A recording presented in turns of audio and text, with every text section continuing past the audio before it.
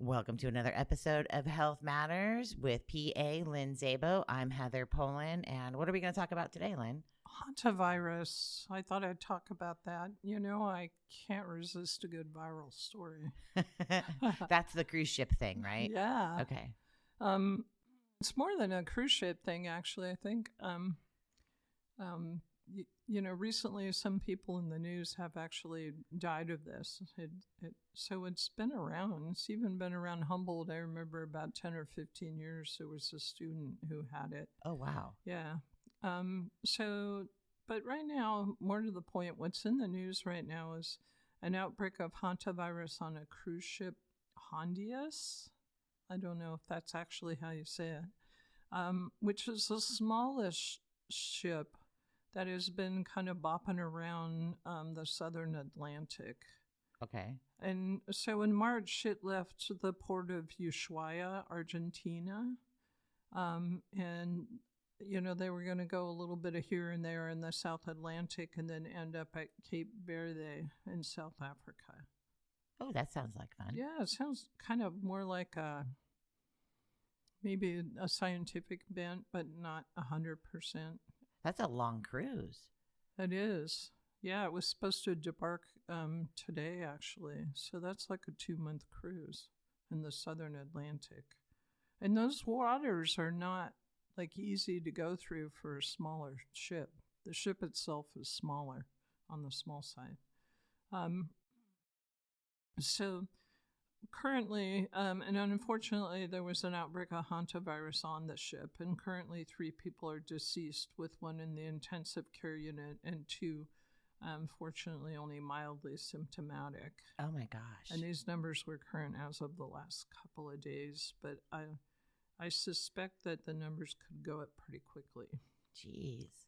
So right now there's questions about how passengers can actually get off the ship, because they're going to have to disembark under controlled conditions. Wait, what do you mean controlled conditions? Because this is what's unusual about this version of hantavirus. It's the Andean strain that causes the pulmonary hemorrhagic problems. And what's really unusual, and we'll talk about all that in a minute, but what's really unusual is it's not direct from rodents to humans. And this, right now, they're actually having human-to-human contact. Oh my gosh. Or transmission of the virus. That's not good. I remember reading something in the Associated Press about a guy from Spain that was just like the stigma around this, that he's going to be blacklisted, and so he wouldn't use his name and everything else. And even though he wasn't sick, he was like, what's going to happen to me when I go back to my country? What's going to happen to me when I get off the boat here? Well, unfortunately, this virus has a long incubation period of about 42 days, and that requires somebody who's been exposed, like the person you're talking about, is probably going to be isolated and quarantined. Okay. For a period of 42 days. Is that everybody on the boat would have that 42 days Probably. quarantine? Wow. It's although the transmission that they've observed so far has been mostly with like to husband to wife. So somebody close contact. Yeah, somebody has really close contact. But as we know from COVID, there's an interesting study actually that I read about how the COVID virus moved through a Chinese hotel in the the air circulation ducts, and also from the sewage from the toilets flushing was aerosolizing the virus. Yeah, that was happening from one room to another. Wow. Yeah, so viruses are sneaky. That's the take home there. So the spread rate is only about 3.4% for the Andean strain. So 3.4% of exposed contacts get sick. But this strain is also acting in kind of an unusual way. So, remember, viruses can change, and they can change just a little bit over time, very gradually, or they can all of a sudden have a big shift and change quickly over a small amount of time. So what is this hantavirus? Well, it's a virus that's primarily found in rodents.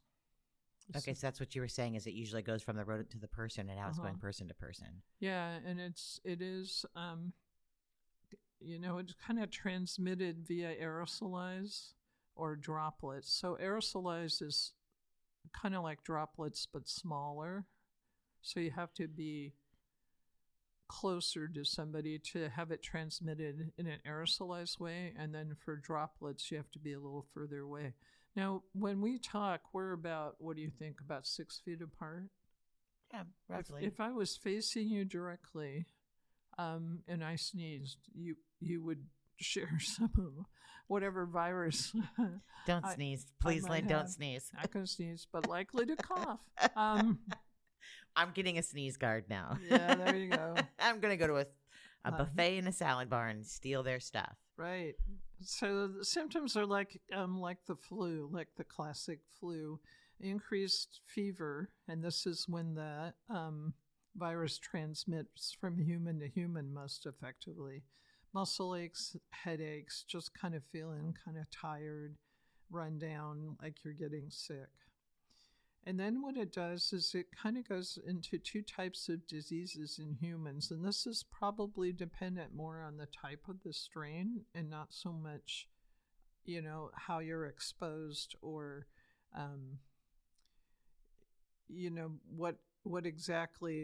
what kind of contact you have with somebody for transmission. So the 2 types of diseases, there's a renal syndrome, which causes big problems in the kidneys and can kind of cause an acute kidney injury that people get over. And it's less lethal, but unfortunately there's a pulmonary strain which is way more lethal. These are both hemorrhagic kind of responses that the body has, so people are either peeing blood or likely coughing up blood. Oh my gosh, that does not sound like a good time. The pulmonary strain has a fatality rate of 30 to 60% if it is left untreated, and there's reasonable treatments that somebody could even access in Del Norte. So okay, recovery from the infection gives lifelong immunity. Okay, but here's the risk factors for this virus likely to move along through a community. And we have a lot of them. So the risk factors are living in environments with more rainfall and more moderate temperatures. Okay. Now before I did my research this morning, I was under the impression that this was more of a disease of the desert. Right, because of that big outbreak in Arizona. Right. But actually, it's more associated with environments with more rainfall and more moderate temps, which is pretty much us, and more like coastal us. I think it might be less of a deal, say, in Hiuchi than it is in downtown Crescent City. I wouldn't consider us to have moderate temperatures. I would consider us to have cool temps, and Hiuchi to be moderate. But I get what you're saying. Yeah. Yeah. So what does it do? What does this virus do to the body? So the pulmonary version, it affects the lungs at the alveolar level. So what the alveolar level is the little tiny air sacs at the end of your air tubules in your lungs. And they're kind of placed anatomically close to the blood vessels. And everything is so fine and thin and perfectly organized that gases actually diffuse over a layer of epithelial cells, which just means normal basic cells. Okay. And what happens is that the virus gets in that way, so kind of while you're breathing, and causes those cells that are the barrier but yet the open door for the gases to diffuse across, but also to keep everybody, the lung cells in the lungs and the blood vessel cells in the blood vessels. So it's kind of a selective barrier. Does that make sense? No. Okay.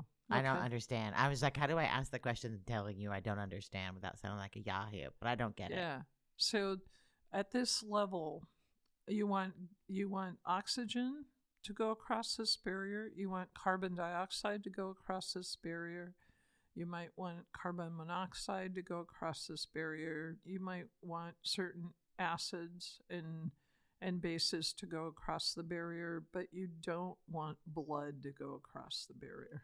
Okay, so that at that point it's like clogging up the system, you're drowning kind of a thing. Right. So what happens is that the cells become leaky, and then the lungs are filling with blood.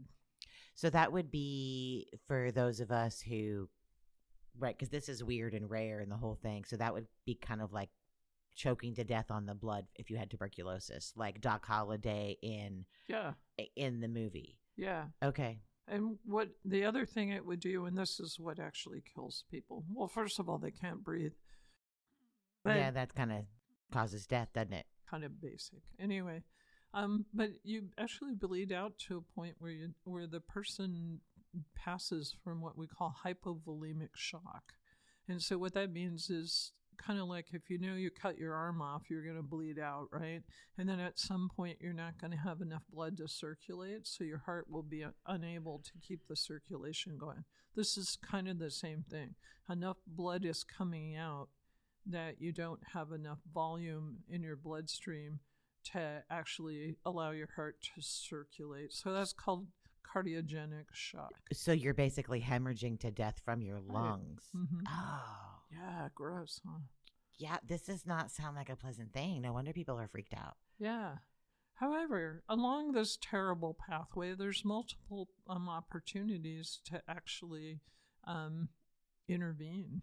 Okay. And turn things around. Like if somebody had this and they were in the intensive care unit, they would be transfusing them, right? They would be giving them volume like saline. And probably other Can you chemicals. stop it to get from getting to the point where you get that sick that you're bleeding to death out of your lungs? Yeah. Okay. Because I like that option better. Right. That would be better. And then you could, you're providing oxygen so people's whole airway isn't shutting down. You could provide, and this is kind of newer since COVID, a way of supporting the innate immune system, which is the immune system that we're all born with, that responds to things the body's immune system has never seen before. Okay. So and the way that we increase the functioning of our innate immune system is with sunlight and exposure to forests. Oh, yeah, we have forests, so we don't have much sunlight. Well, Hyuchi has more. Or right. Gasky has more. So when we don't see a lot of clouds, we need to be outside playing in our garden, trying to get the beaches. The sun, and there's probably a vitamin D component in there somewhere. So if you've had your vitamin D level taken and it's low, which at the end of the winter in Del Norte County is like everybody, take your provider seriously when they prescribe vitamin D and take your vitamin D. Okay. So is this like, because like when we read books and stuff and historical things and references, is this like the Black Plague? Similar in some way? It's the same mechanism, probably a different virus. Actually, I think the Black Plague is Yersinia pestis, which is a bacteria, but also from rats, okay? So kind of the similar story to tell, but the names of the characters are different. Gotcha. So okay. We're not talking COVID virus where we're going to start arguing about masks and watch 1 million people in the United States die. We're talking about... I think we are going to be arguing about masks. Right, but we're talking about Black Plague level. Right. 50% of the world died. No. For this pulmonary version, which is what we're looking at here with the Andes strain, it's 30 to 60% of people die without intervention. Okay. So interventions are straightforward. They already understand what's happening physiologically. And we didn't get that in the 1600s or 1700s we also when that happened. Didn't really get that in COVID in the beginning. This is all actually lessons learned from COVID, really. Right. So it's kind of like one of those things when your mom says you're going to keep repeating your behaviors until you learn your lessons. So we're just going to keep repeating our behaviors until we learn to wash our hands, and that viruses spread 6 feet, whether you agree with it or not. It doesn't matter what you believe. And it still exists. Even though they're uncomfortable to some people. But here's the cool thing between this virus, what we know about this Andes strain of Hantavirus and COVID, is the R naught. Some people that remember the endless COVID shows I did, but the R naught is it's a capital R, and then it looks like a 0 that's slightly lowered. So for those who don't grasp what she's saying, think 30-06. Right.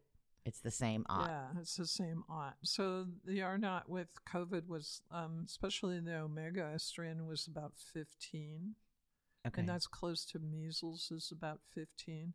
The R naught of this virus is only 2.12. Okay. And then if interventions are taken with specifically with isolation, 42 days of isolation and quarantine, it drops to less than 1. So if we catch it early, if we catch anything like this early and quarantine those people and actually get them to agree to the quarantine and anybody who's been exposed, even if that's 1 million people globally out of the 7 billion of us, we can stop it from spreading quickly. Yeah. And you know what else? Imagine that. You care about other people. Then that probably would also help with the spread of flu during the winter and currently the spread of measles, which is in Reading. So it's moving up. So remember when people were doing what they needed to do for COVID, a lot of other illnesses kind of dropped. They really did. So yeah, and afterwards too, because we've learned those behaviors and to do those things, and our managers and people at work understand if you're sick, you should stay home. So the measles is moving further north and faster than the killer bees that we were warned about in the 70s, if I'm not mistaken. Is that kind of what you're saying, if the measles is in Reading now? Yeah. Okay. I don't know. It really hasn't hopped to Humboldt as far as I know. Neither of the killer bees. Yeah. So, but it doesn't mean that you shouldn't get your kid immunized, because you remember we've talked before about a plan B. If you're exposed to something and you're expecting to have 42 days of isolation and quarantine, how are you going to handle that in your life? Do you have enough toilet paper, for example? Do you have enough friends to bring you stuff and go shopping for you and do the other things? Will FMLA cover that? Yes. Are you just going to blow it off and say they don't even know what they're talking about and go spread it to other people? There will be some of that. Yeah. Karma's a thing, dude. Anyway, who's leading the charge to protect us? Well, the World's Health... Lynn is leading the charge to protect us in Delaware County. Oh, no, I'm so peripheral. I'm a mere flea. With the Hantavirus? Yeah.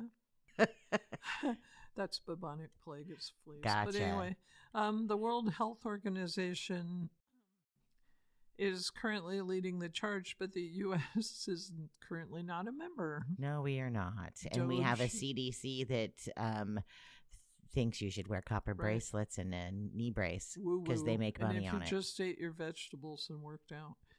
Well, I like vegetables. In this case, that's a little bit true. If you, but the working out has to be in sunlight around a forest, and the help of the the innate immune system is actually just kind of minimal, but it lasts a while for a month, which surprised me.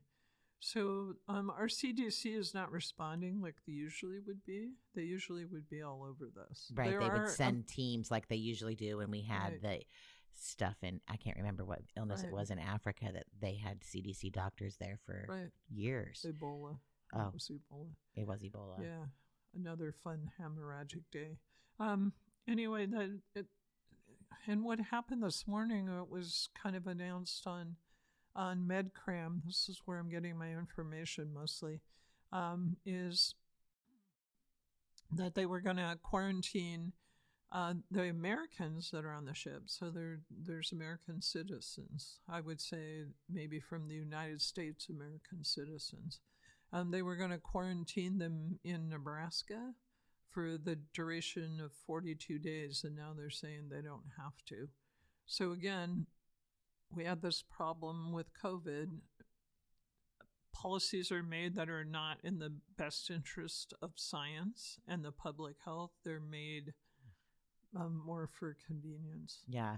I'm going to rephrase what you just said because, when I hear that, I don't care about what's in the best interest for science, but I do care what's in the best interest of you and my neighbors and the people in Nebraska and the people in Canada or wherever. I care about human beings. Right. And this is definitely not in any human being's interest to not quarantine people who were exposed to something like this. Yeah, apparently they have a quarantine station in Nebraska. 42 days in Nebraska. That might be hard. But now all of a rather sudden, risk the hunter, huh? yesterday they were going to be quarantined there, and today it's like, I guess they don't need it. Good Lord. So what's an average still in order to do? And this is going to sound familiar. N95 masks are recommended. Stock up on provisions because you might not be able to go to Safeway as often as you think. Expect quarantines to last up to 42 days. And then here's the exciting part. This is where messenger RNA vaccines are so handy. Now, I think of a messenger RNA vaccine as kind of like a wrench where you can change sockets. Does that make sense? Mm-hmm. Am I using the terminology correctly? So you may. I'm not a mechanic, Lynn. Neither are you. No, totally not. But it's like if you're working on something, loosening a bolt that's 3/8 inch. And then you need to change that because you got another project going on and you were looking for You swap the socket out is what you're 7th. saying. Yeah, you just swap it out. And so that's what messenger RNA vaccines are designed to do. And that's the actual beauty in them.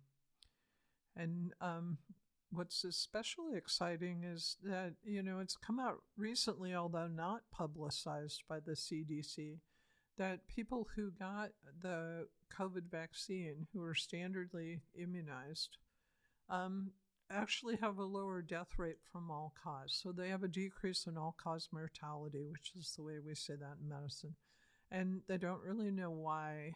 There was some observed benefit with the COVID vaccine to help people not get the flu virus. Those are two different viruses. Nobody can explain why that might be a thing. But it's not only do we have a tool that's versatile enough to help us out in this situation, but it's also, something that's helping us in ways we don't get. And all of us who were predicted to die didn't.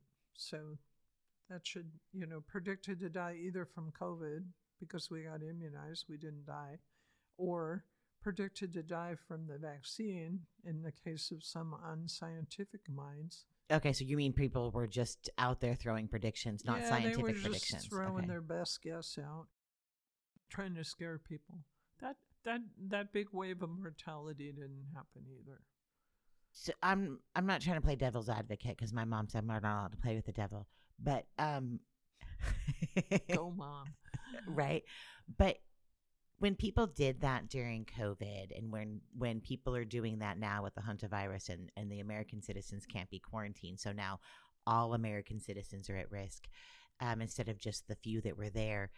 Is that fear-based and not intentional? I mean, because there was a lot of my neighbors that I know to be loving people that were running around, like with the whole sheeple thing because you put a mask on. It's like, my mom is sick and on 10 liters of oxygen and disabled. I should wear a mask when I visit her anyway, like during cold and flu season, regardless of COVID. So, but they were afraid, and then people fed into their fears. I personally think it was the media so that they could profit off of it because they love to do that. Right. But do you think it's malicious, or do you think those people are responding to fear because they don't understand it's beyond them and they have a sense of control over this tiny little thing that could wreak havoc on them, their lives, their families, and everything else? And so this is a sense of control to them. I also think they just wanted to be right without putting too much thought into it. And so they just declared they were right. I would still look at that as a fear response, not something that was intentionally malicious or they were profiting from it, because they didn't. I just think, I don't know. I guess I could just be making excuses for my neighbors too, so that I can get along with them still and see them at the grocery store and say hi and give them hugs and have conversations at the t-ball field. I don't know. It was definitely, the inside times were definitely contentious. Know. When I sit in the exam room with somebody who's wearing a mask as a chin hammock, all I can think of is, do you really think that little of me that you would risk my health like that? And then I try not to think about it because it doesn't do the interaction very good. The interaction with me as caring provider, reaching out to somebody in need. Yeah. I don't understand why people bother with a mask if they're not going to actually wear the mask. I think it's just like a kid being naughty. Okay. It's they're making some point that's lost on the rest of us. Right, because I don't get the point of that at all. It's lost on everybody. Yeah, I don't get the point of it either. And it's like maybe people just don't think about their friends and neighbors to any extent at all, and it just doesn't really cross their mind. But I'm a connection not only to what's going on with that person in that room, but maybe the next one is a newborn baby, and maybe the next one is somebody's grandmother, and you know what I mean? Yeah. They don't see how interwoven we are as a community, I think. I agree. Well, truth be told, Lynn, I'd wear a mask for you. And then, as nice as that sounds, I'd spend 42 days in Nebraska if it meant my country was going to be safe, or a stranger on the other side of the world was going to be safe. Even if it was just the hope, I'd spend 42 days in Nebraska. Yeah. I don't understand what the disconnect with loving one another is, that we are going to argue my individual personal rights to say no, and not the love that says, of course I will. Yeah. It seems like we were all taught that in kindergarten, to be mindful of what we're doing and how it affects the people around us. So if we crash into somebody, we say, excuse me, and try not to do it again. So we say please for things. We say thank you. And we hang together as a group and not really make it about ourselves, Yeah. I wonder what happened that we are so disconnected now that we no longer have basic concern for one another, right, or for our fellow man. Or why some people seem to get off on being mean. Like, why is that a thing? Yeah. I don't understand that either. Yeah, don't get it. All right. So we totally entered the data-free zone, but maybe we can find out why. Yeah, I actually think that's $1 billion research question. It might not be ethical to carry out, by the way, because it kind of involves hurting people. Oh yeah, that's not ethical then. So let's not do that. There's got to be another way. Yeah. How about if we just listen to what our kindergarten teachers told us and just try and be good humans? So say please and thank you and share. Yeah. Take naps. Wait our turns. Oh my God. How it seems like it should be so easy. Maybe that's what it is. We stopped getting chocolate milk on Fridays. Clearly. Chocolate milk on Fridays. Clearly. And we can have world peace and genuine love. Mm-hmm. Thank you so much, Lynn, for talking about this. I appreciate it. Do you, what is going to be next week's topic? Well, here's what I hope it is, and I hope it's not Hantavirus, but I think we're going to be talking on mental health. It's Absolutely. Mental Health Awareness Month. Nice. So, for the whole month. We'll have to see if we can get that edited and put out a little bit earlier or something, since it's already halfway through the month now. Mm-hmm. All right, Lynn, I'll see you next week. Alrighty. Bye-bye.